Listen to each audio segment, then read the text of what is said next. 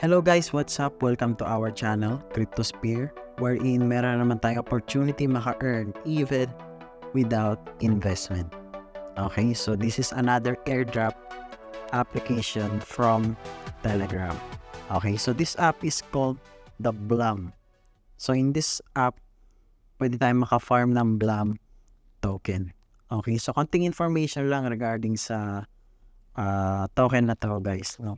So Blum is a very good project guys. No? Para reviewing it, tinignan ko yung mga developer nito at they became so popular in this project. Okay, this is a very good project guys, and it is backed up by large investors and backed up by giant centralized exchange and iba pang promoters. Okay, so this is gonna be a big project.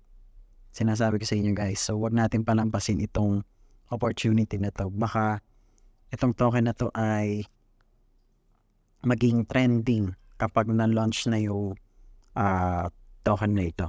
Okay, so with that guys, without further ado, let us check or let us review this application on Telegram pa rin, of course. Okay, so to start the app guys, kailangan nyo lang gawin is of course, i-access yung link in the description. Okay, so lagay ko na lang yung link sa description natin para ma-access nyo yung app. So, kapag nandito na kayo, na-open nyo na yan. So, press nyo lang itong 3 lines sa upper left corner ng ating keyboard. So, lalabas dyan, launch Blum. And then, magpa-prompt yan ng start command. So, once na na-press nyo na yan, initaw to. And then, i-press nyo yung launch Blum button na makikita nyo dyan. Okay? So, pindutan na natin para makita natin kung anong interface ng ating app at may discuss ko na rin yung mga tasks na kailangan gawin. Ayan, tingnan lang natin mag-load guys. Mabilis lang ito. Medyo optimized din kasi yung app.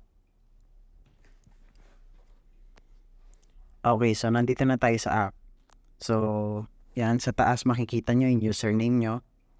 And then, yung Blum token na na-farm nyo.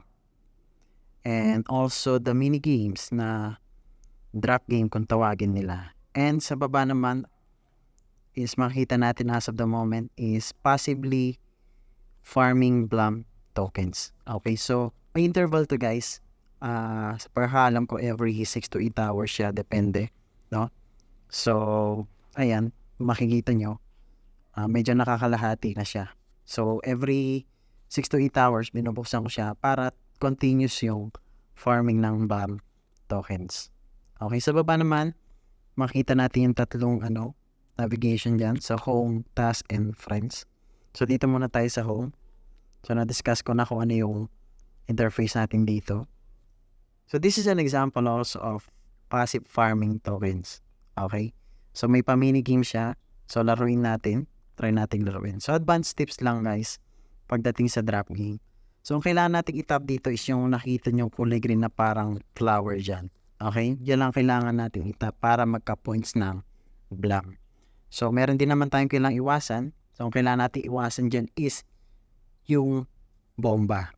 Okay? Once na nak-tap natin yun, accidentally tap, is lahat ng accumulation natin ng Blum token sa minigame na yon will reset to 0 or back to 0 siya. So, kailangan natin mag-ingat when it comes to tapping the green flowers. Okay? So, meron din namang power-up guys.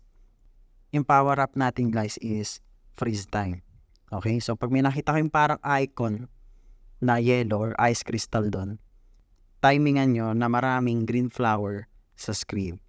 Okay? Kapag napindot nyo na yung ice crystal na yun, mag-i-stop ang screen, mag-freeze. So, that is the time na itap natin lahat yung green flowers as much as possible. Okay? So, pag natapos na yan, magda-drop ulit. And then, wait for another power-up guys para ma-optimize natin yung time sa paglalaro ng drop game. Kasi limited lang din yung ticket. So, nagtira ko exactly 1 ticket para may pakita sa inyo kung paano siya laruin. Okay? So, laruin na natin itong minigames niya. So, ayan. Medyo lag lang. So, ayan. May crystal doon. So, that is the time now. Pwede nating itap lahat. So yan, ganun lang kadali guys. Pero kailangan natin iwasan yung bomba. Yan, gaya niya. Huwag niyong itatap guys, no? Kasi magre-reset sa 0 yung ano, yung mga na-farm nyo. Iwasan yung matap yung bomba. Ayan. So yan. So sakto, maraming flowers sa ating screen. So timing din kasi, saka medyo konting swerte. So ayan, natapos na yung game. So ang rewards na nakuha ko ay 158 Blum tokens. Okay? So pwede tayong maka-earn na extra ticket kung mag-invite tayo. Okay? That's it for the minigame. Guys, ganun lang kadali. So punta naman tayo dun sa task. Ayan. So yung mga task niya guys, ito. Madali lang din. All you have to do is to follow the YouTube, okay? The Twitter's account of CEO and join the Discord. So ganun lang. More on follow or more on ano lang, interaction with the social medias nila. Okay?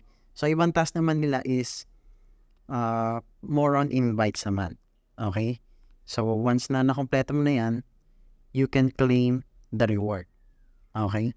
So yun lang for the task tab. Now for the friends naman is dyan yung makikita kung sino lahat yung mga na-invite nyo. Okay? So medyo limited lang guys ang pag-i-invite sa app na to. So ako meron na akong 10 invitation na pwede i-send. So may isa na akong na-invite.